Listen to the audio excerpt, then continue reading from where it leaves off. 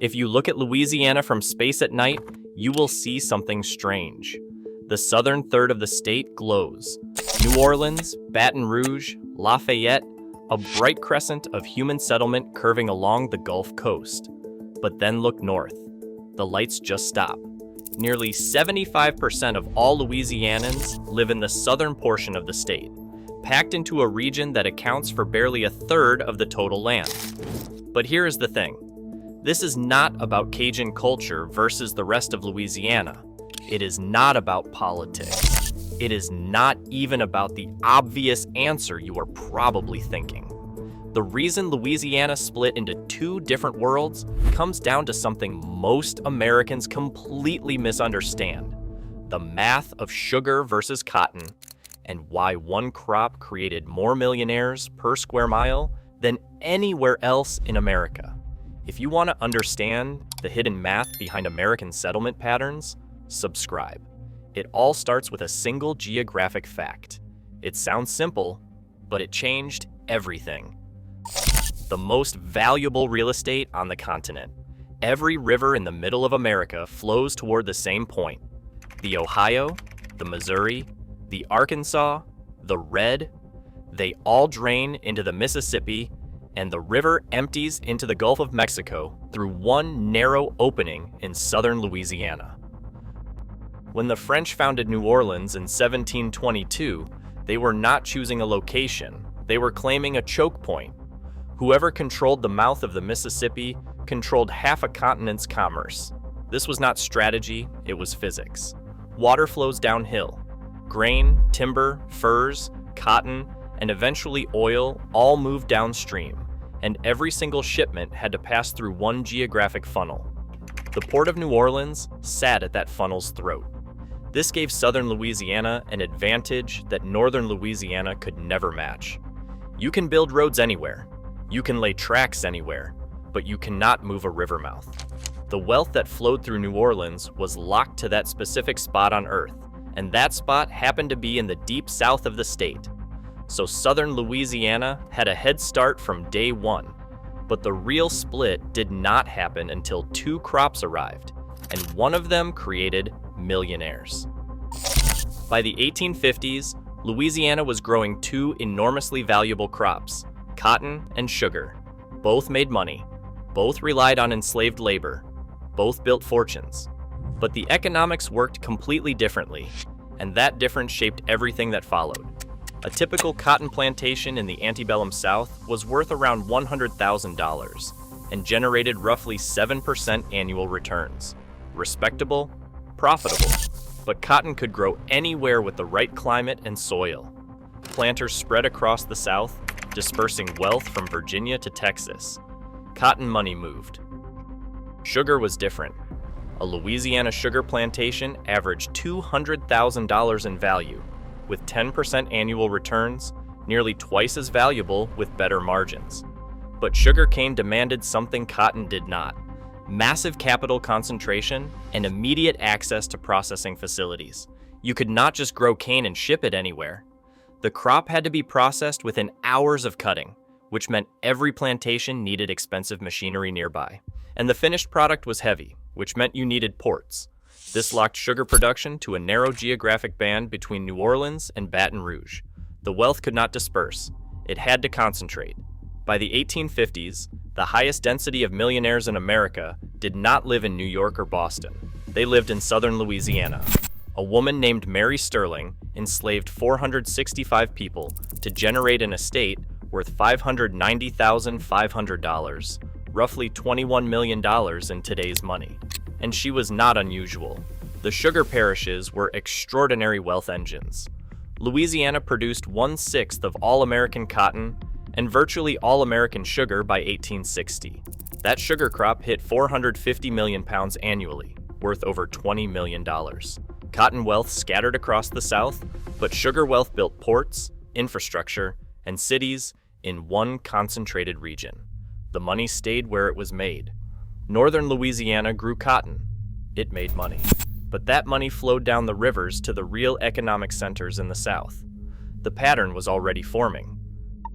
The rails that made it permanent.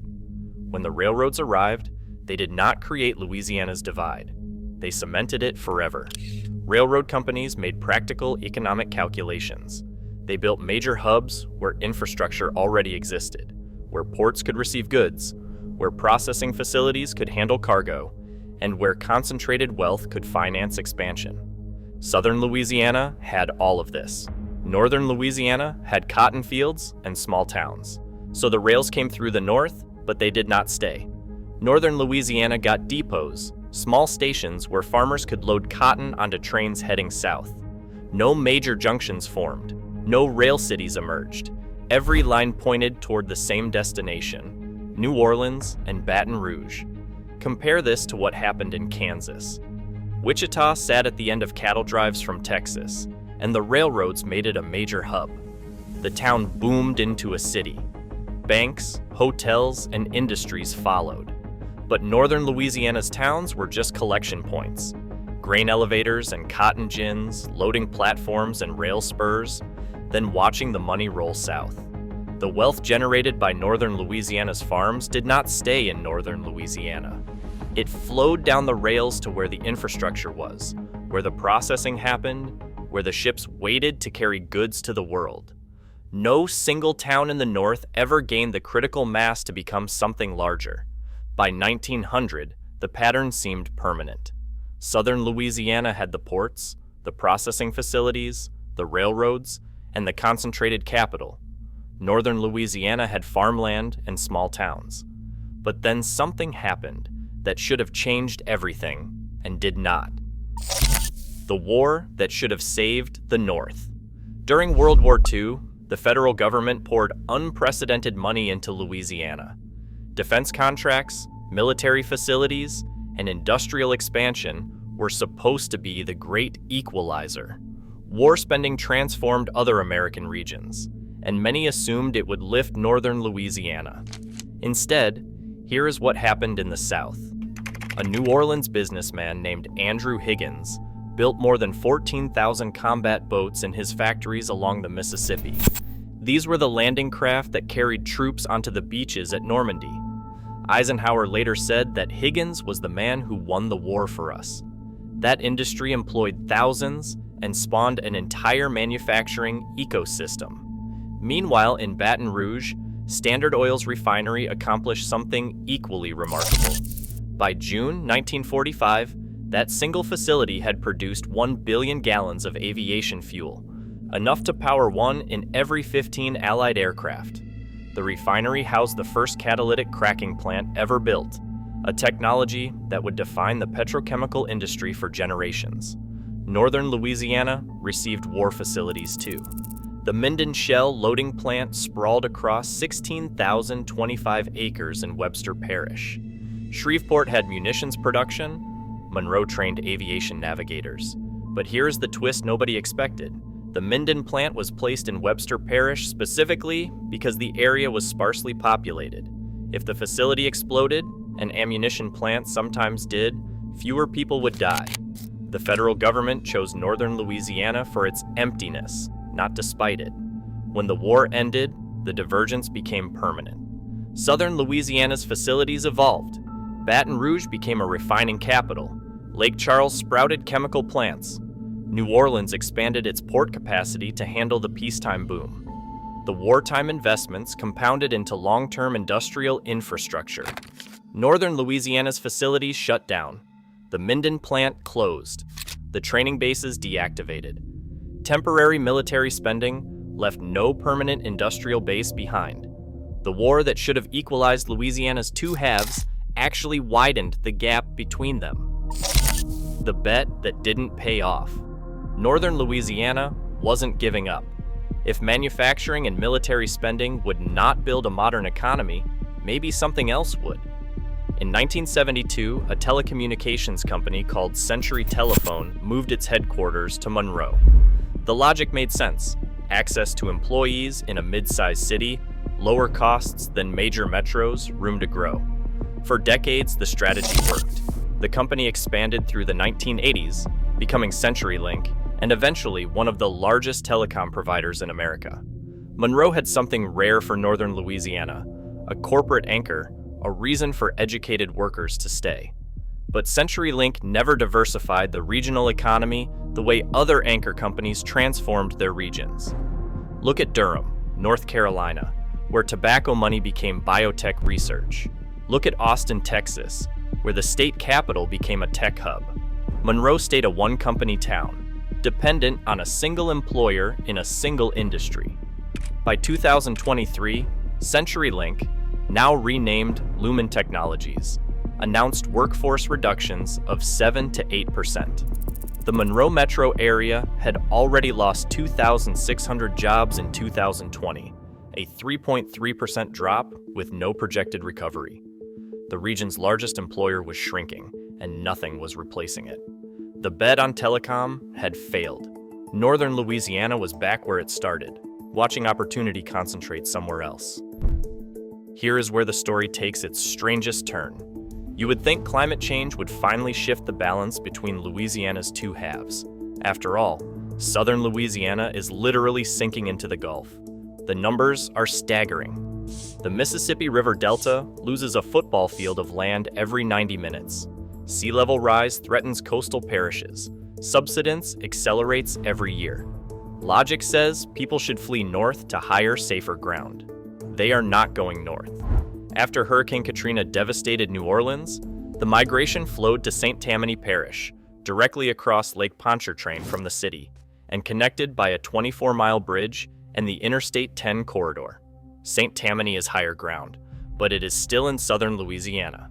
The population quadrupled from roughly 60,000 in 1970 to over 250,000 by 2020, and projections suggest it could double again by 2030. Why not northern Louisiana? Because infrastructure has its own gravity. Jobs are in the south. Families are in the south. The ports, the refineries, the hospitals, the universities, everything that makes daily life possible already exists in southern Louisiana. When people flee coastal flooding, they do not move 300 miles north to start over. They move 30 miles to the nearest safe ground that is still connected to their lives. A 2021 state planning report explicitly recommended preparing southern Louisiana's lower-risk parishes for climate refugees. State policy is now institutionalizing the concentration, directing resources toward expanding capacity in regions that already have infrastructure rather than building new capacity in the north. A Plaquemines Parish councilman named Ricky Blink put it simply, "We are not here for the view. We are here because there is a need.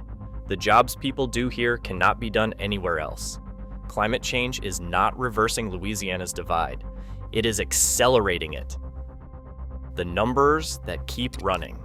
Look at what the Port of New Orleans generates today. $101.5 billion in total economic value annually.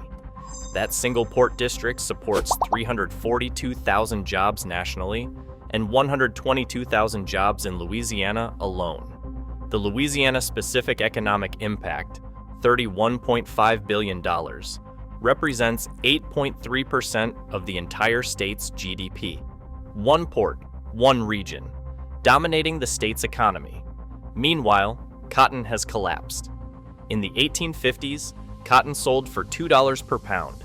Today it trades around 67 cents per pound. Louisiana's cotton gins have fallen from 56 in 2001 to just 15 in 2025. The state is now producing its smallest cotton crop in recorded history. Northern Louisiana's historical economic base is functionally dead. The brain drain continues. Louisiana lost 8,400 urban residents between 2022 and 2023, with northern parishes disproportionately affected. Young people migrate to Baton Rouge, New Orleans, and Lafayette for professional opportunities. Wages in northern Louisiana lag substantially behind the South. A Shreveport resident summed it up, "We just never adapted to the changing world." North Louisiana is entirely neglected by the state. All the infrastructure and new development is in Acadiana and Baton Rouge down to New Orleans. Two states under one flag. And so Louisiana exists as two states under one flag, divided not by a line anyone drew, but by forces set in motion centuries ago. Look at that satellite image one more time. Southern Louisiana blazes with light. Northern Louisiana dims into darkness. The same state, the same government, the same flag. Two different worlds. A river mouth gave one region permanent geographic advantage. A sugar economy concentrated wealth where cotton dispersed it. Railroads cemented the pattern. War spending accelerated it. Climate migration is now deepening it. Southern Louisiana did not win because anyone chose it. The land chose it centuries ago. Water flowed downhill toward one irreplaceable point.